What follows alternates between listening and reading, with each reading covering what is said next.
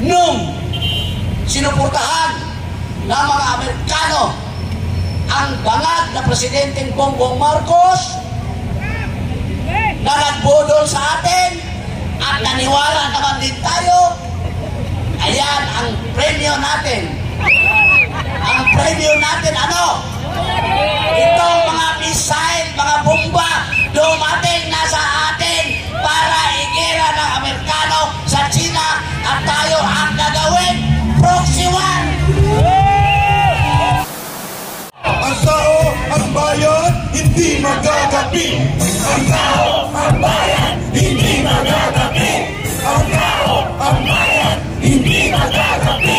Ang tao, ang bayan, hindi magagapi. Ang tao, ang bayan, hindi magagapi. The people united will never be defeated. The people united will never be defeated. The people united will never be defeated. Mabuhay ang Pilipino! Mabuhay ang QGC! Ngayon, sasabihin ko sa inyo, dugtungan ko yung sinasabi ni Ka-Eric na tayo po ay alipin hanggang ngayon ng mga Amerikano dahil hanggang ngayon nakikialam pa sila sa ating kalayaan at demokrasya. Ang mga nangyayari ngayon sa ating lahat ang punot dulo ang mga Amerikano. Ginawa lang nilang tuta si Bongbong Marcos upang ipatupad ang kanilang plano ng pagpapanatili na kailangan ang Pilipinas, ang mga Pilipino ay hanggang ngayon koloni o alipin ng mga Amerikano.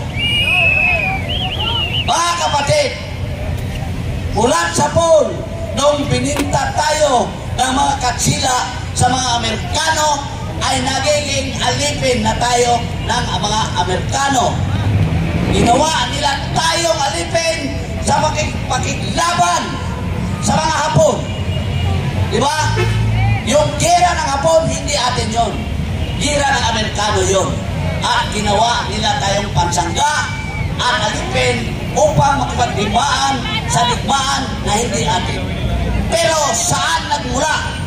Mula nung inangkin tayo bilang alipin kolonyal ng mga Amerikano, sila ang gumawa ng ating konstitusyon.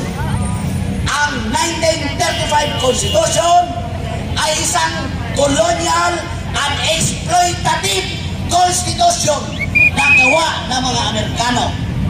Naglagay sila ng mga tuta, hinakot nila ang ating kayamanan, at ginawa nila tayong alipin, at gumawa sila ng mga sarili nating kapatid na mga oligarkiya na ginawa nilang mayaman upang magpahimulos Bisaya pa sa atong mga bahandi. Well, tapos nag-anam-anam, sumiklab ang mga aktivista, makipaglaban sa kanila.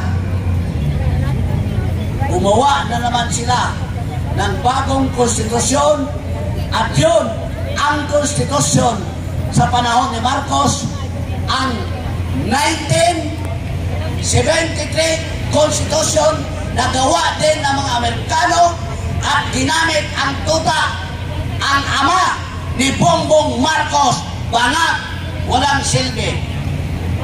Paano nila ginawa yon? Dahil pumutok ang mga aktivista, ang mga katulad ni Ka-Eric, ang mga katulad ni Ka-Peter, ang ginawa ni Marcos Jr., siya ang nagpapatupad. Ginawa niya ang 1973 Constitution bilang isang colonial, exploitative at coercive constitution, dahil through batas militar inapi niya tayong mga Pilipino. At yun po ay gawa ng mga Amerikano na ini-implement ni Marcos Jr. Ayun, nagpapatuloy ang pakikibaka ng ating mga kamatid na mga nasyonalismo. Ngayon, binitawan ng Amerikano ang kanilang tuta na ama ni Bongbong Marcos at nagkaroon ang mga Amerikano ng people power sa kanila yon kasi palayasin nila si Marcos Jr. Ngayon, nang lumayas na ang mga Marcos Jr. Dahil lumayas na ang diktador, pinalit si Cory, sumunod si Ramos, sumunod si puro lahat yan mga tuta na ang hindi nagtuta ng Amerikano, si Rodrigo Roa Duterte.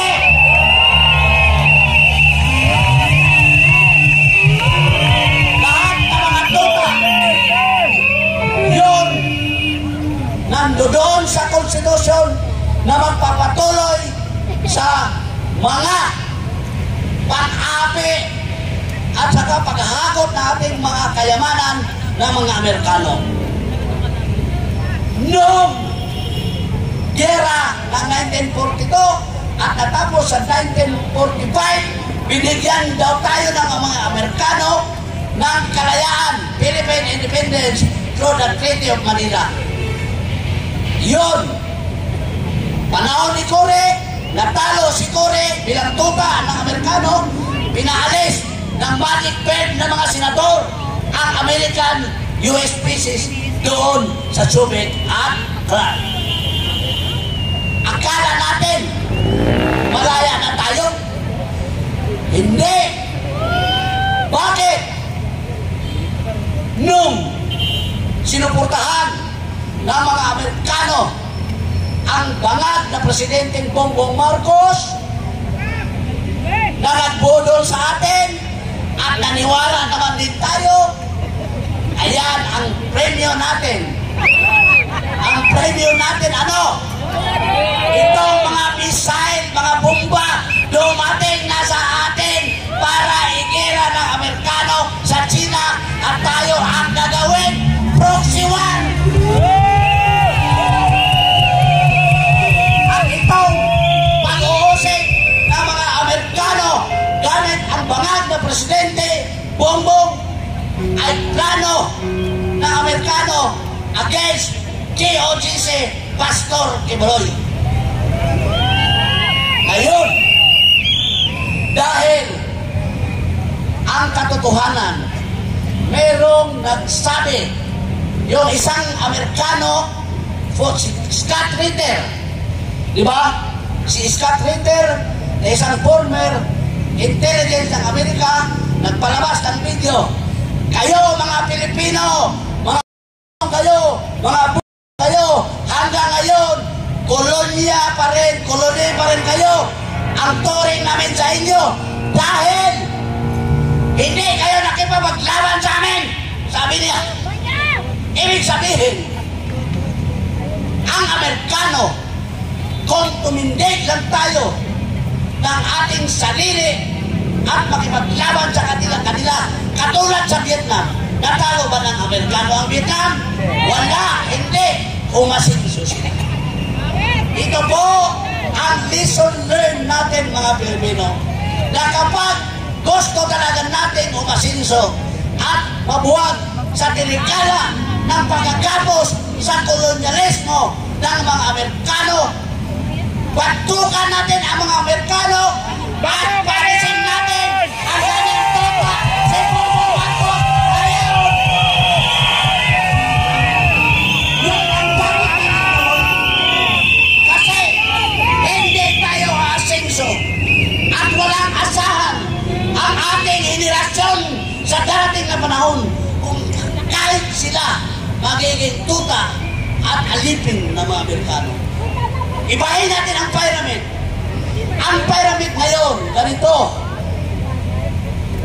Super rich, oligarchs. Rich. ang middle class. Tapos malaki ang space ng mga pulubi. Poor, malaki. Kung matalo natin dahil makikipaglaban tayo sa mga Amerikano, baligtad ang pyramid. Yon, malaki na meron ng pag-asinso, malaki. Malaki ang population ng mga poor na babaligtad, na mabaging masagana ang buhay. Ganon. Saka, merong equitable distribution of wealth na makamtan natin at mababawasan yung rich at super rich. Yan ang pamumuhay na dapat natin, we have to dream it. And we will start now. Pagtukan natin. Pagtukan natin. Unang-una, ang tuta. Bangag. Na presidente ngayon na walang utak, paalisin natin sa pwesto. Bongbong Marcos. Ang ipalit, walang iba.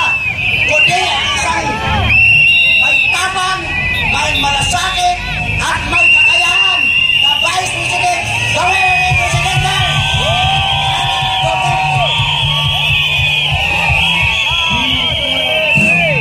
Duterte! Duterte! Duterte! Duterte! Duterte!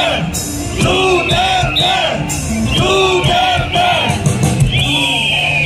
Bago ang susunod na tagapagsalita, ang ibig sabihin doon ni Yusef Benronque, na balik na rin natin ang tatslok, ito yung kanta na hindi pulat dilaw ang tunay na magkalaban. Ang kulay at tatak ay hindi siyang dahilan. Hanggat mas marami ang lugmok sa kahirapan, at ang hustisya ay para lang sa mayaman. Habang may tatslok at sila ang nasa tuktok, hindi matatapos itong gulo. Toto'y kumilos ka, balik na rin ang tatsalok. Katulad mong mga tukang ilagay mo sa tuktok. Iyon ang dapat na pamamahala.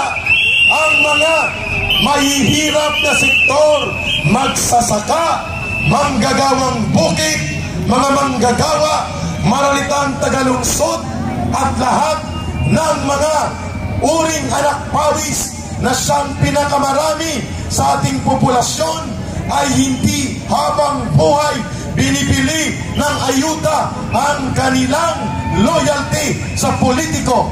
Yun ang babaguhin, at yun ang gustong baguhin din ni Pastor Kibuloy at ni Rodrigo Duterte.